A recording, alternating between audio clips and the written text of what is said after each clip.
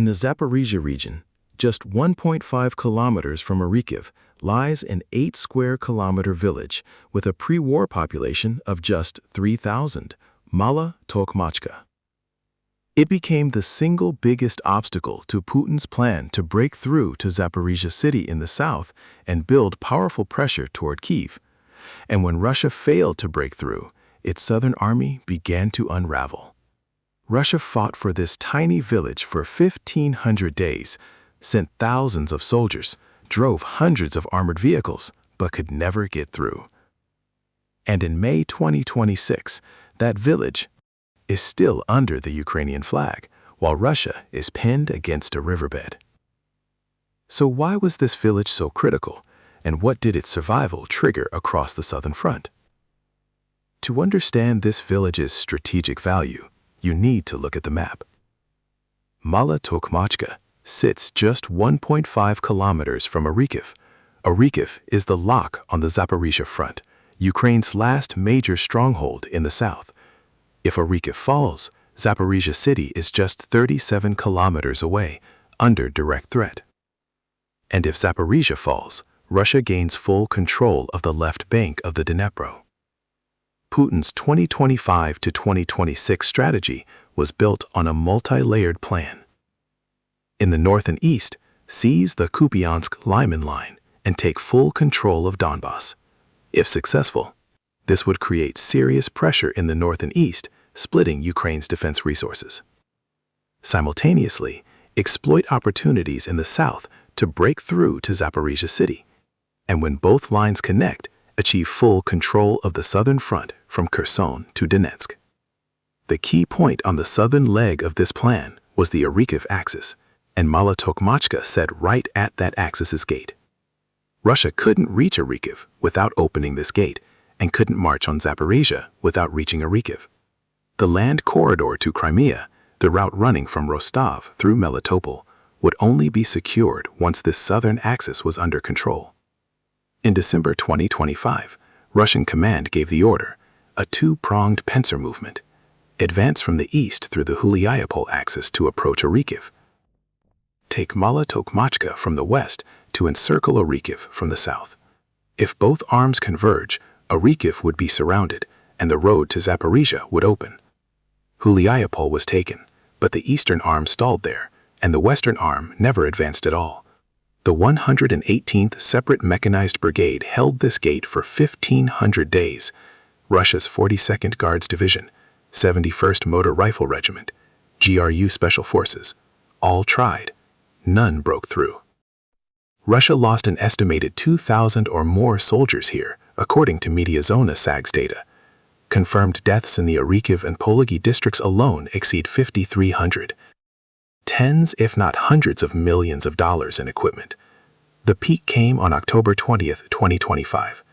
A massive assault with 26 armored vehicles, 21 destroyed, 30 soldiers killed. In November, Russian Defense Minister Andrei Belousov declared the village fully liberated. Days later, his own sources reported heavy fighting continues. Propaganda collapsed. The village became an internet meme. Whoever controls Mala Tokmachka controls the world. Russian universities threatened to expel students who mocked the village. A tiny settlement had touched the Kremlin's nerve.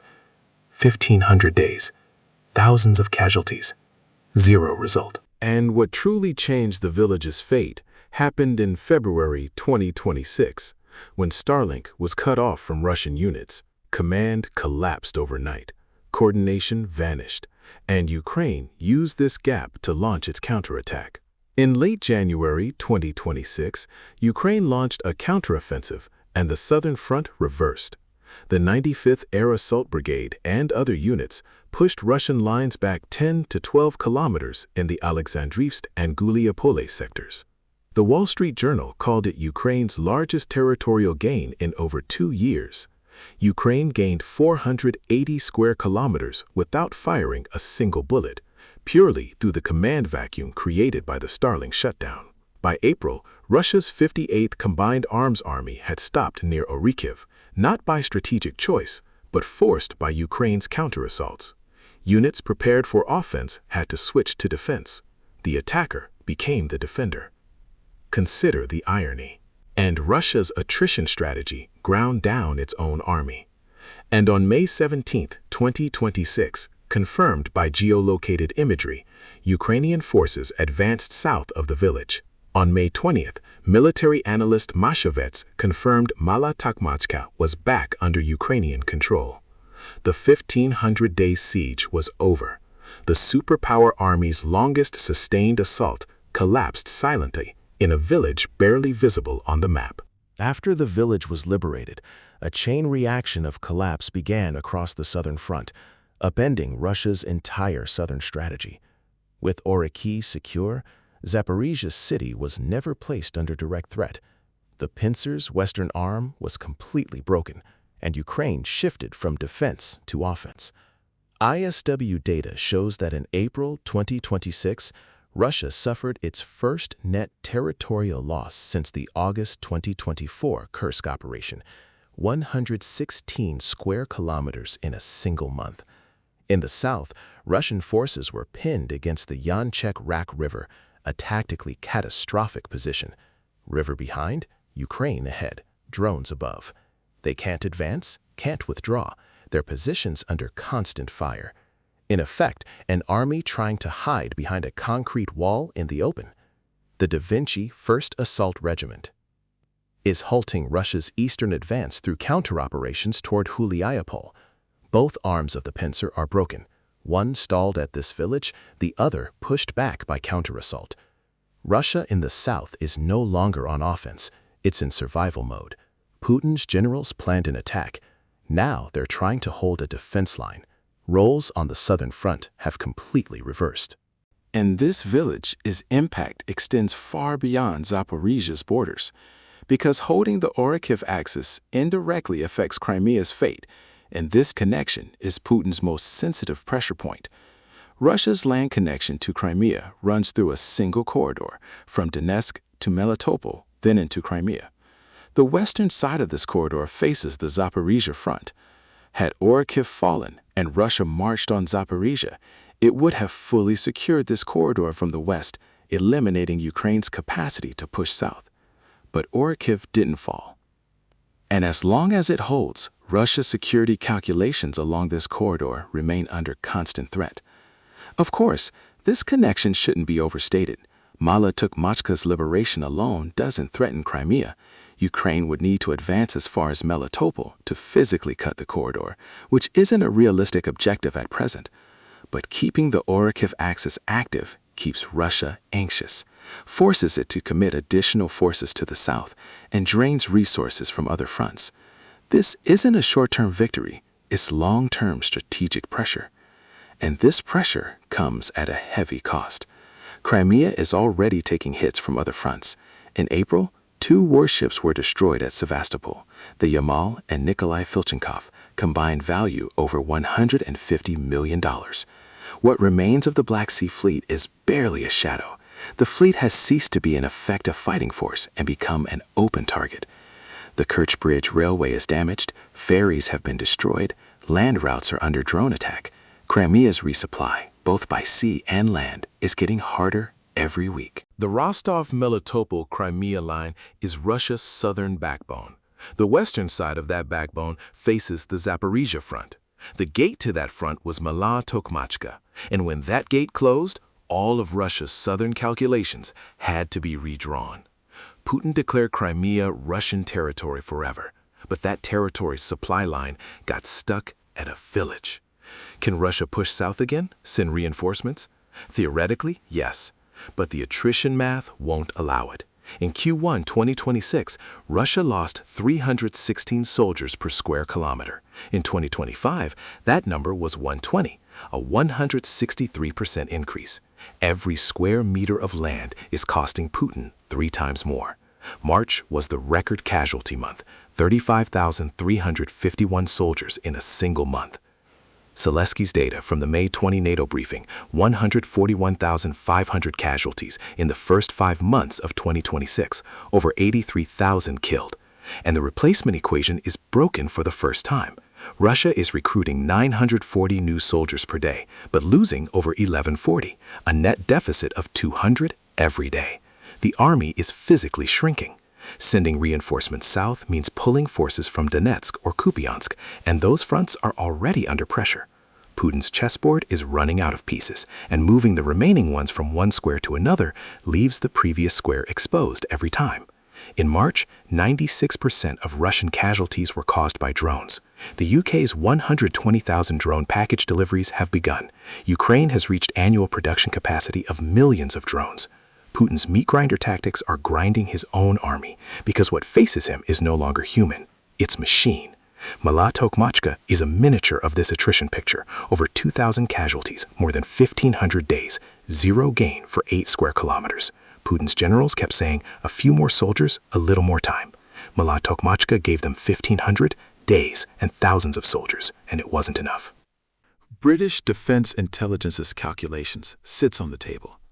Capturing the remaining Donbas territory Russia hasn't taken requires at least 4 more years and 2 million additional casualties. Putin has neither the 4 years nor the 2 million. And Zelensky set a target in January 2026, 50,000 Russian casualties per month. He called it the optimal level. Sustained at this rate, Russia loses its offensive capacity and is forced to the negotiating table. In March, the figure of 35,351 fell short, but came close. An exponentially rising drone production is pushing this rate upward. At 50,000 per month, Russia's annual losses hit 600,000, mathematically impossible to replace at current mobilization rates. At that point, Russia's options narrow to 2: declare full mobilization or sit down at the table. And full mobilization is Putin's worst-case scenario, because dragging the Russian public directly into the war poses an existential risk to the regime. But let's be honest, the southern collapse hasn't ended the war, and Russia still holds strong cards. Huliaipol remains in Russian hands. The eastern arm was broken, but they haven't fully withdrawn. Over 8,000 drones are being launched monthly, a record level. In Donetsk, intense assaults on Kostiantynivka continue. 40 attacks repelled in a single 24-hour period. 253 guided aerial bombs dropped, 7,767 kamikaze drones used. Pressure is building on the Sumy axis, and the threat of a new front from Belarus remains on the table. Furthermore, while the village's definitive liberation has been assessed as highly likely by ISW and independent analysts, Ukraine's armed forces have not yet issued official confirmation. The front is dynamic. Control of a village can change within days. Even if Russia can't send reinforcements south, it may still have the capacity to stabilize the defense line with existing forces. On the other hand, Ukraine faces challenges too. Holding territory gained in the counteroffensive is as hard as taking it. As forces advance south, supply lines stretch, defensive depth decreases, and every new position falls within range of Russia's guided aerial bombs. Ukraine's manpower shortage is also real. Sending additional forces south risks creating gaps on the Eastern Front, the same dilemma Russia faces. And Russia can still fire over 7,000 artillery shells per day. This firepower is declining, but hasn't reached zero. The gains are fragile, but the trend line has broken against Russia for the first time. And in war, once a trend breaks, reversing it is very difficult. The trend in the south has broken, but the question is, how far can Ukraine sustain it? After the liberation of Mala Tokmachka and Bilohirya, Ukraine's next operational objectives in the south are beginning to crystallize. In Stepnohirsk, Ukrainian intelligence special forces have begun urban clearing operations, pushing Russian troops out of fortified positions.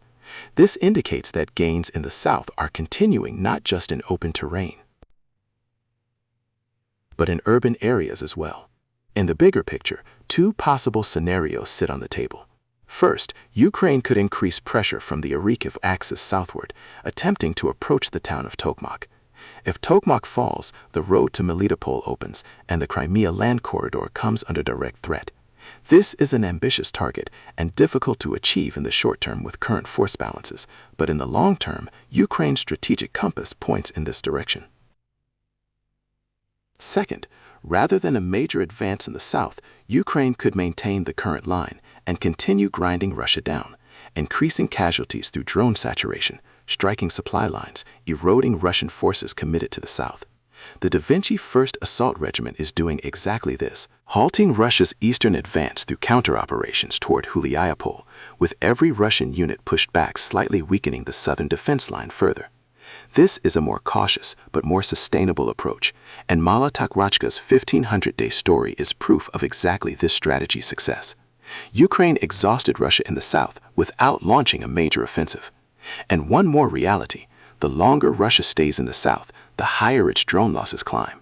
In March, 96% of casualties came from drones, and Ukraine's drone production capacity doubles every few months. Time is working against Russia. Every passing month makes Russian forces in the south more expensive, more fragile, and more vulnerable. In both scenarios, holding the Orikhiv axis is critical. This axis is the strategic hinge keeping all of Ukraine's southern options open, and Tokmachka is a pin of that hinge.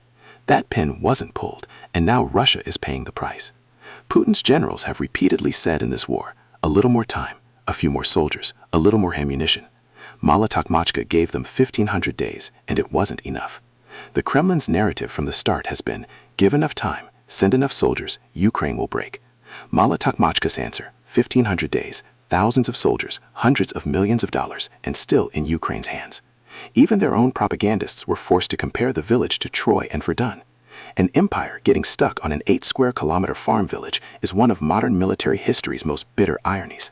And this village,